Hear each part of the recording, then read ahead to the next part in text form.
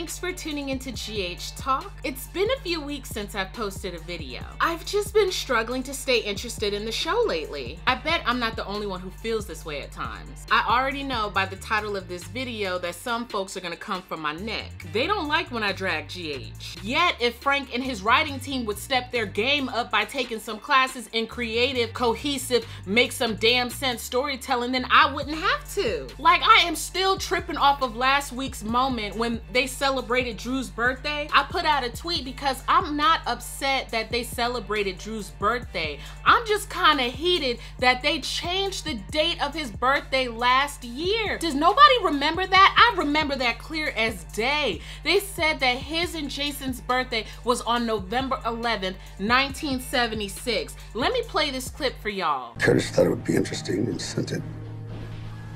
Andrew Moore. Moore's my birth mother's last name. Wait a minute. Date of birth. November 11th. Jason, that's your birthday. I thought the clip was gonna last longer than that. This chicken is good. That is the stuff that a lot of fans be talking about, that you all are not on the same page. I don't know if it was a mistake. I don't know if y'all just didn't know when Jason's birthday was. I told somebody at least they changed it back, but it's just that is one of the main points that we make as fans, that you all are not consistent. You do not know the history of the show, or you just avoid it completely and just disregard it. What was the point of writing their birthday as November 11th? Since when is Jason born on Veterans Day? I was sitting there last year just like, what? That is not Jason's birthday. I know he acknowledges it in January from when he was reborn as Jason Morgan. Happy birthday, happy birthday, happy birthday, Jason Morgan. Woo! Blow out the candles. But his real date of birth is September 14th, which was celebrated last week, and that is correct. I just don't get why they even attempted to change it last year. And Sam clearly said, Jason, that's your birthday.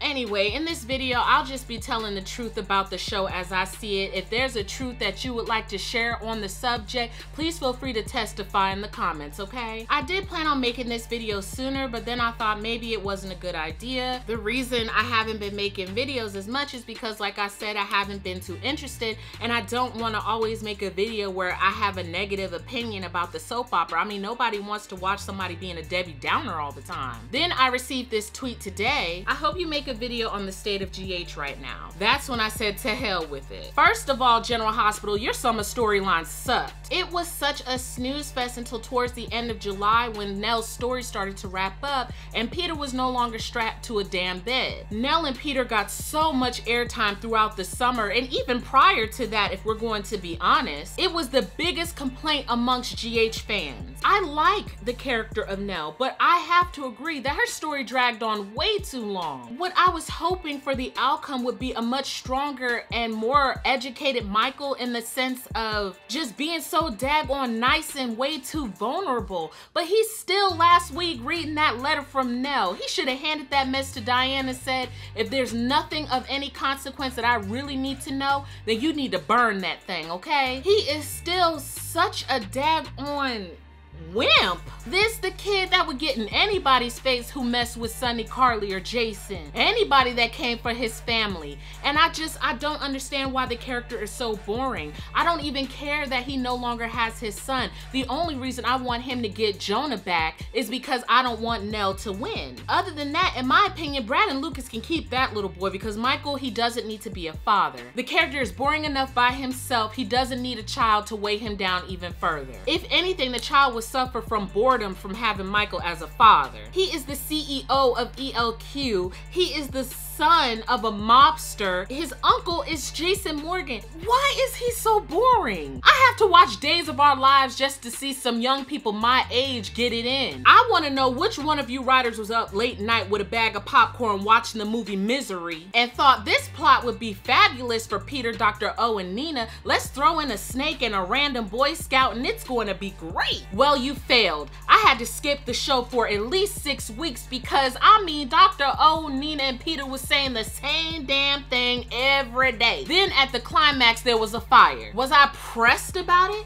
Was I worried that they wouldn't make it out alive? Of course not. This is GH we're talking about, and for some reason they don't know how to kill off dead weight. All they're capable of killing is babies. Personally, I was hoping Nina and Peter would burn to death. Why is GH incapable of killing off dead weight? That's why when I heard that Oscar had an inoperable brain tumor, I wasn't sad at all. Go ahead, let him die, let him go. Then have Kim so distraught that she leaves town the next day. I am more than ready for those two characters to hop and skip they behinds out of Port Charles. Kim and Oscar just don't enhance the show by any means. They certainly haven't helped progress Drew's story at all. If anything, they further add to the confusion that never gets resolved. Why even create the character of Kim? Because now that you have Margot, her presence is really unnecessary. You just put her with Julian, and the fans have been crying for Julexis for years. I don't really have a dog in the race of Julexis or Kim and Julian. What are they, Jillian? I'm just wondering why Alexis never got to fully explore her history as a Cassadine. I mean, wasn't she asking Valentine questions about their father? What happened with that? Anyway, Kim said numerous times that her past with Drew was so intense, and I see no evidence of that. There is nothing going on in real time that would indicate that these two had such an intense whirlwind. What was it, a 3-day romance? 3 weeks? See, I don't even know. They especially dropped the ball when Drew had that deja vu feeling when he first met her. He should have continued to feel drawn towards her, confused and struggling with his feelings, still trying to pursue and find out who this woman is. But no, she just shows up at his doorstep and is like, hey, I'm your baby mama that you didn't even know about even when you had your memories. Regardless, it wouldn't have worked because Kim and Drew just do not have chemistry. They've gone ahead and hired an actress that they know he's had prior success with for an on-screen pairing. How pathetic. I'm not about to jump on the mad train just because I don't want Drew and Sam together. And it's really not about me not wanting them together. I'll get to that in a moment because, good Lord, that story. The best story that GH has had by far is Mike's Alzheimer's. Did I say that correctly? Alzheimer's? I apologize if I'm not saying that right. It's truly been an unexpected surprise for me. Last week, I was gutted again by Max Gale and Maurice Bernard. Instead of just disappearing before your eyes? Bro, I don't want you to disappear at all.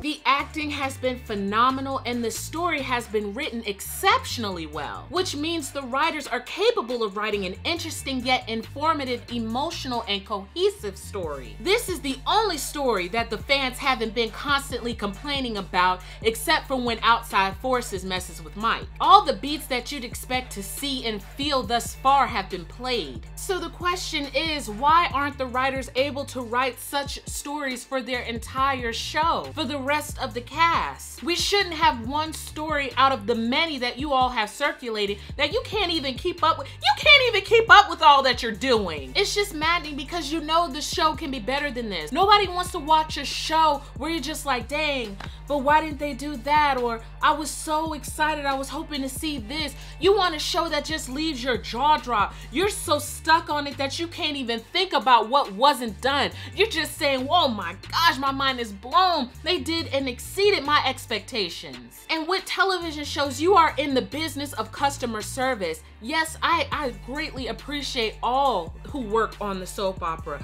I understand that it's not easy, and I get that you all look at us and be like, oh my gosh, we can't please soap fans. All they do is complain and picnic at everything. It's just so hard. It's not hard. Granted, you're not going to please everyone, but you have a lot of fans screaming and commenting and saying the same things.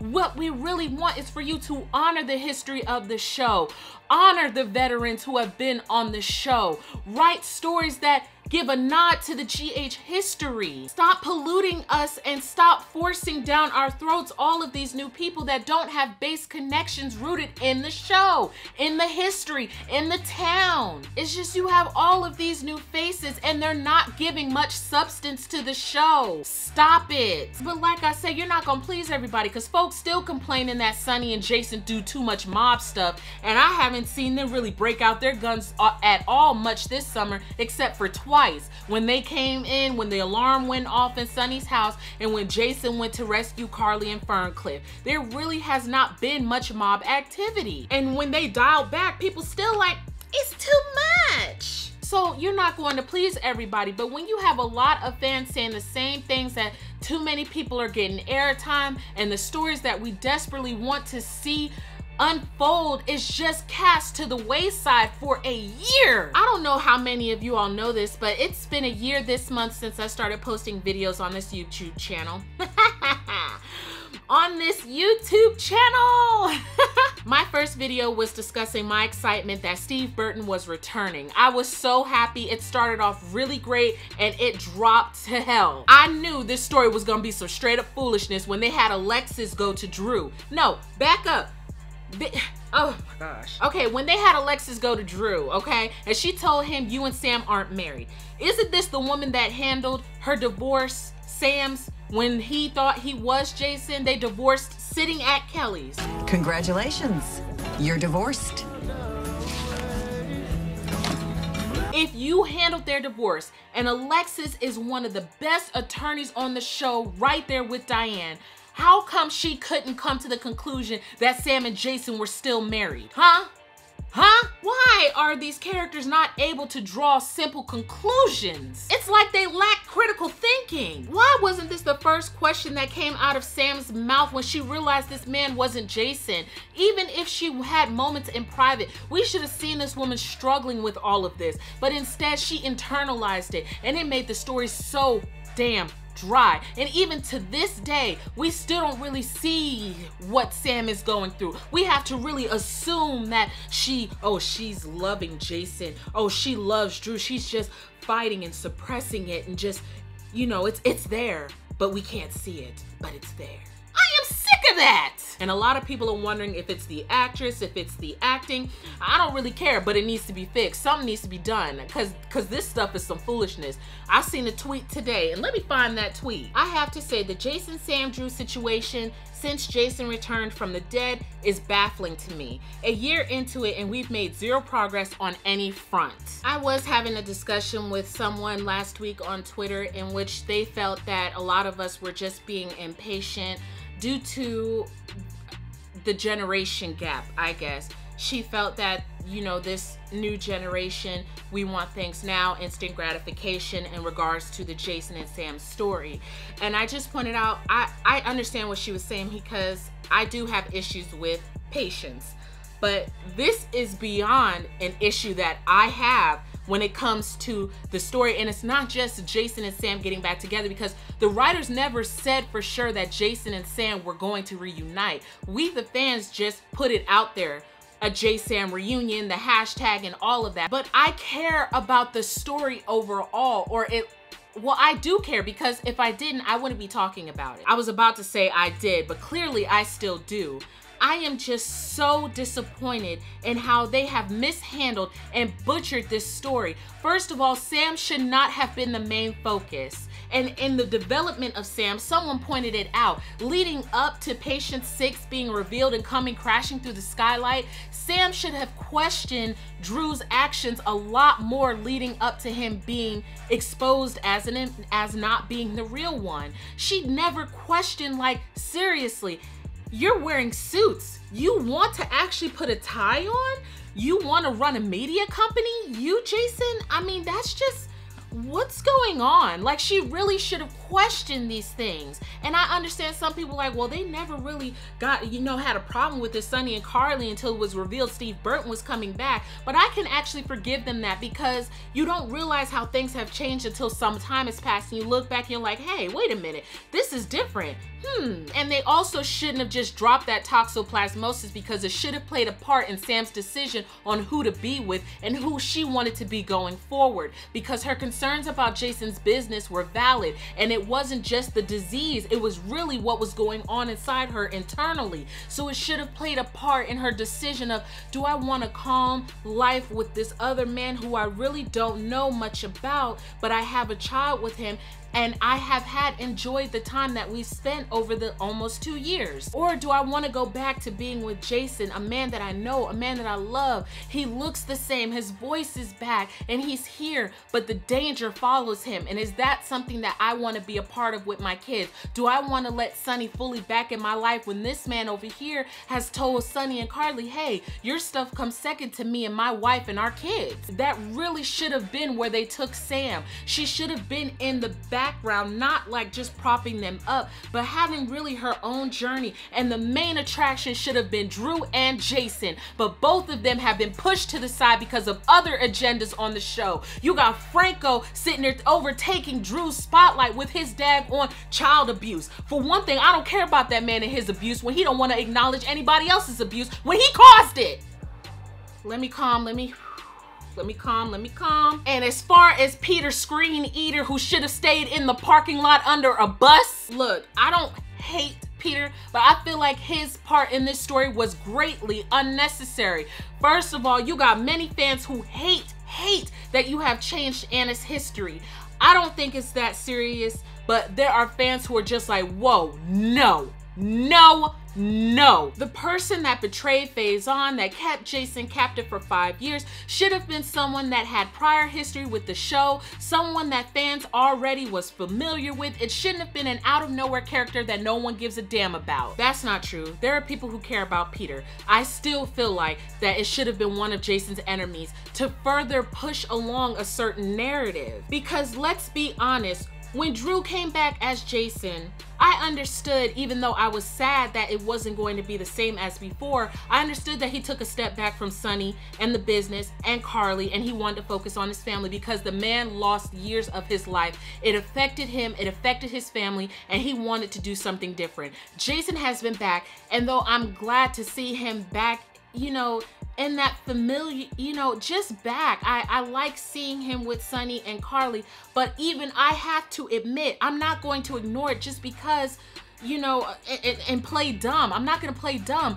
I see that Jason is way too involved with Sonny and Carly. This whole summer, he's been doing nothing but babysitting Carly. And even now, he's still just trying to help Sonny with this dead body thing. When before he returned, Sonny and Carly was much more independent. They still had Jason, but they were able to really cope and handle their own problems without him for the better part. And it's like they've all just gone back and into old habits. Why didn't you know that this man was not me?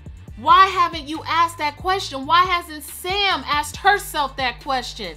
People are saying, oh, they put the story on pause. Why? This was the hottest story, man, and y'all dropped it, man.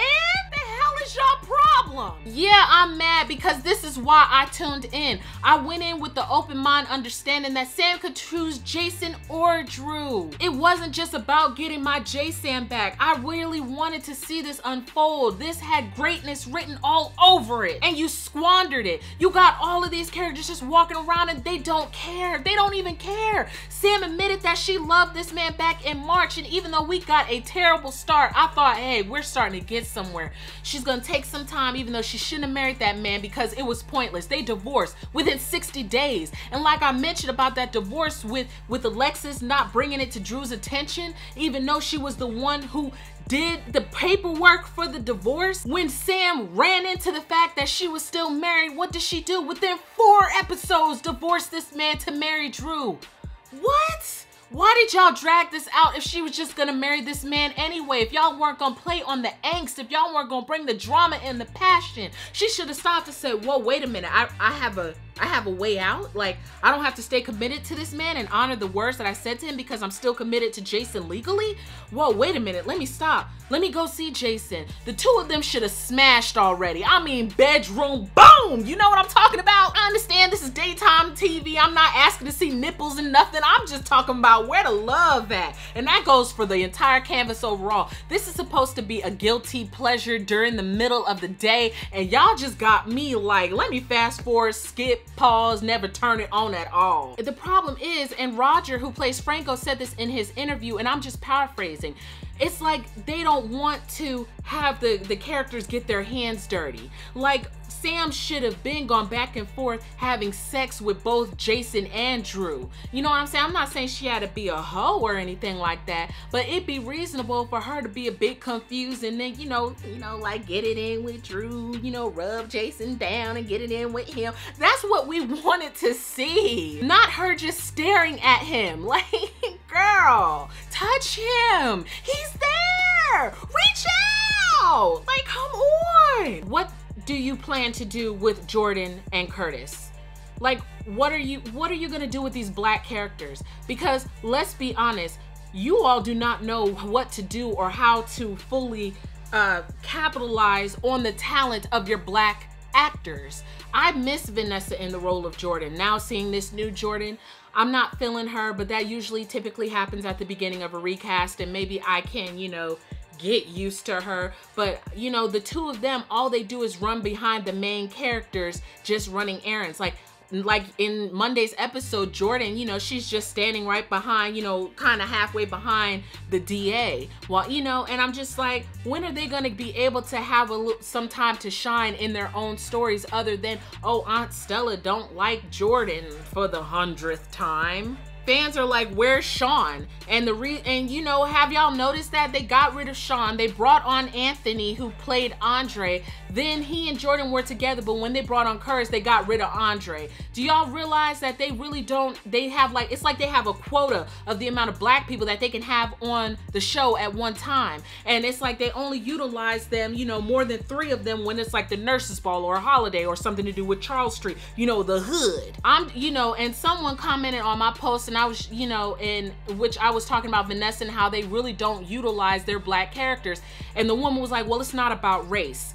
First, I really don't like when people sit there and say, well, it's not about race. Maybe to you it's not, but to me it is, as a black person who watches this show. I'm not saying that they gotta overrun this show with a bunch of black people, but I'm saying is that when you do have some black folks on there, utilize them. Give them a story. They are people. It's not that hard. Have a young chocolate thing on there for me to look at. You know what I'm talking about? Like, you have a very diverse audience, and I'm sure I'm not the only one where some people be like, yo, can they get a, you know, a little flavor? You know, I don't know. I don't want to say, you know, I know people are PC these days, but maybe some Latinos or Hispanic, I don't know, you know, get some flavor. You know what I'm talking about? Like, Michael need himself a black chick, real talk. Okay, he needs to be turned out. But my camera battery is about to die, and I just want to end it on this note.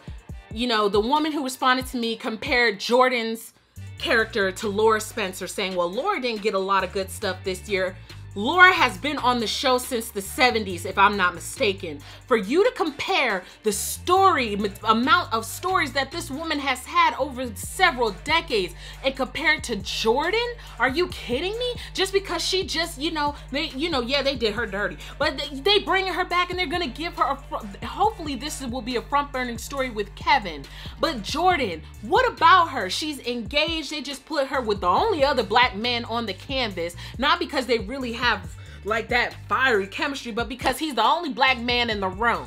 Okay, that's all they've done with this woman. They've dumped her down as a commissioner. She takes orders from everyone else, and she only shows up after the fact to put handcuffs on somebody. Maybe going forward with this new actress, they'll actually give story material, and I might catch an attitude about that, because why couldn't you do it for Vanessa? But use your black actors. Give them some real story. I mean, what is wrong with y'all? After all this stuff and, you know, being politically correct and all, I'm not trying to be that person who's trying to start a race riot or anything like that, but it's something that seriously bothers me, and I had to speak on it before I left, because, you know, Jordan and Curtis, they don't get a lot of talk time. They don't get a lot of shine. A lot of people kind of gloss over them because they're mixed in with the background with some of the other characters, and I don't really want that to happen, because out of all, you know, yes, everyone needs to be written for, everyone needs great story, but with there being more white cast members versus the black ones, their white counterparts have a lot more opportunity of getting a story than they do. And you know, it just needs to be said. And I didn't appreciate that woman trying to compare Jordan to Laura Spencer, to Jeannie Francis's career. Like, Get out of here with that mess. All right, I'm done. I may have forgotten some things. I wrote down my thoughts and then I just kind of went off. But I hope you enjoyed this video. If you don't, well, you chose to watch it. So whose fault is that? Thank you so much for watching. Until next time, GHers, take care.